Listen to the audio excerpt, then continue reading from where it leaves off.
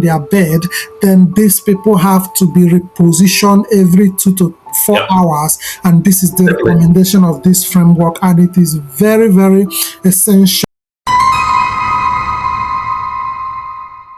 for managing pressure. So this is something that family members, like, you don't have to be an expert or a professional to implement the SSKIN bundle.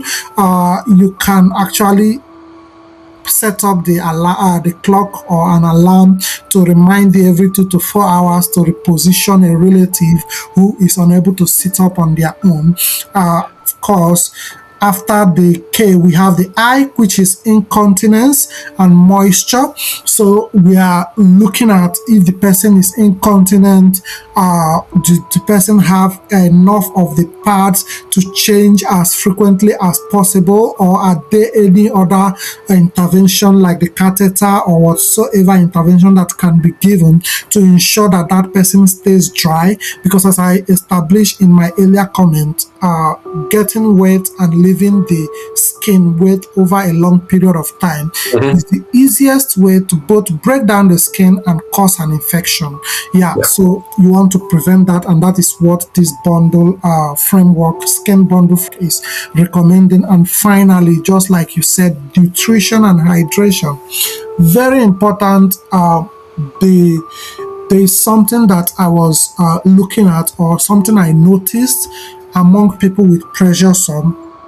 So if you are underweight, if someone is underweight, the person is at the risk of developing pressure sore, very high risk. If somebody is overweight, the person is also at the risk of developing pressure sore. If the person is dehydrated in such a way that the person's skin is dry and all of that, the person is at risk of developing pressure sore. And again, if somebody is underweight, it shows malnutrition, and it could also show the sign of infection and other things. Now, if that happens, it means the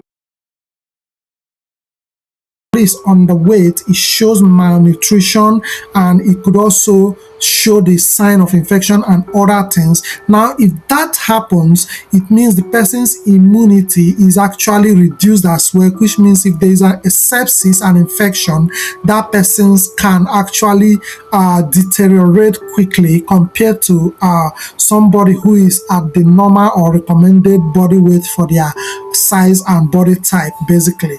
And the same applies to people who are overweight. So you want to ensure that the feeding, the nutrition is tailored in such a way that the person is having a balanced nutrition, a balanced diet, and the person is well hydrated, and the skin is also well nourished in such a way that even if there is the forces of sitting down or lying down for a long period of time, the skin is able to effectively compete with that force and not break down easily. And when there is an infection, the body is immune enough to fight against those infection and basically win the war and not yield to it.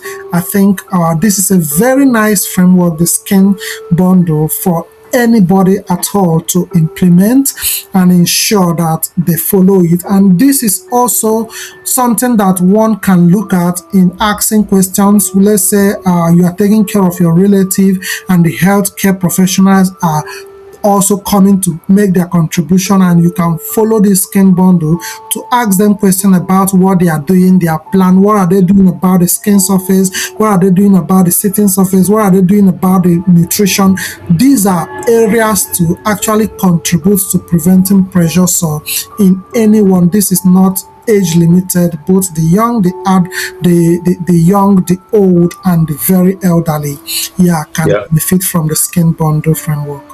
I think that's a brilliant segment there that they just did, and I think we should keep that as our mantra, the SSKIN Bundle, because it is really important, for everyone to know about. And if people could remember to do all those things by using that SSKIN Bundle, help us fight the battle against pressure sores. So thanks for that. I knew all those different bits, but I hadn't heard of it in that bundle way.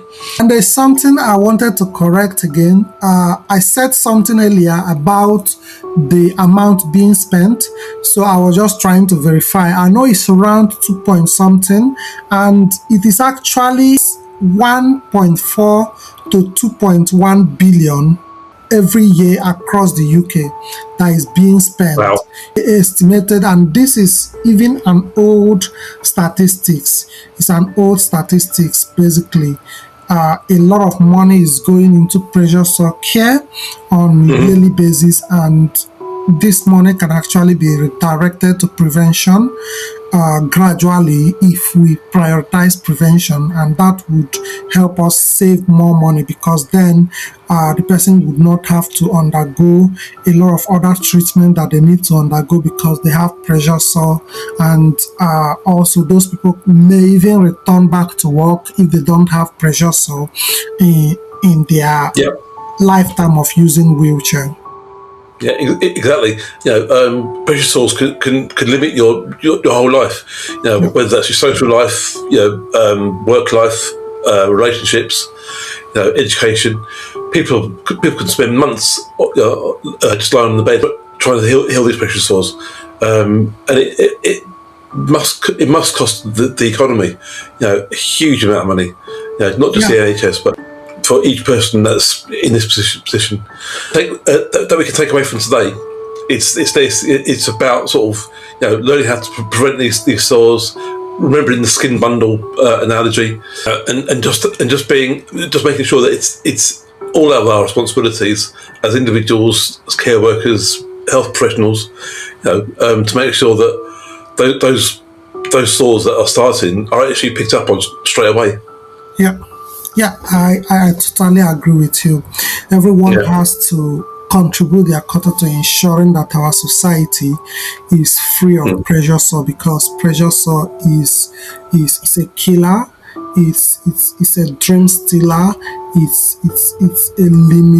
limits one's hope and dream of becoming healthy after getting ill.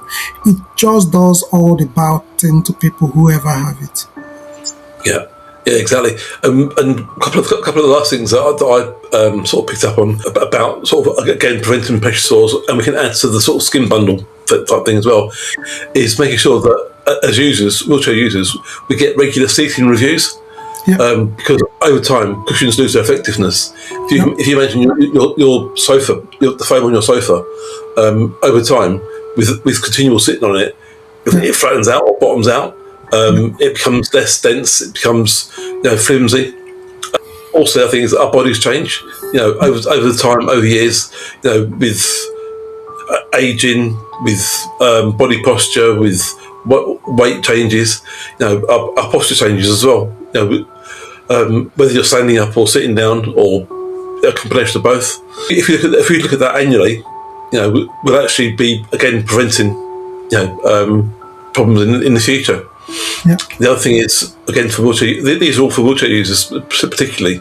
It's about fixing their equipment quickly. If you've got an air cushion like a Roho or one of the other air cushions that are available, if it's deflated to beyond its reasonable use, get it pumped up, get it repaired. Even on a tilt and space wheelchair, if that tilt's broken, that affects your whole posture as well. And the pressure relieving issues it has as well, and that can cause like stage 3 ulcers in days. So repairs to your wheelchair should never be a low priority. They should always be taken as a priority, because that wheelchair is your legs. That wheelchair is the way you get around. Repairing it and having it in good order saves your life at the end of the day. And a couple of two last little things. Just manage the clothing that you've got and the bedding. Thick seams, wrinkles in your sheets, rough fabrics on your skin, all create friction and shearing. Smooth surfaces equals a safer skin. And going back to clothing again, there's a lot more high street shops that are doing adaptive clothing, Yeah. adaptive range clothing like Primark, Asda, M&S, I believe, are doing that as well. Yeah. Adaptive clothing isn't as expensive as it used to be, and it's far more easy to get hold of. Yeah. And lastly, knowing your own personal risk factors. You know your own body. If you're at risk of diabetes or have got diabetes, know more about how to manage that. That will help you prevent pressure sores.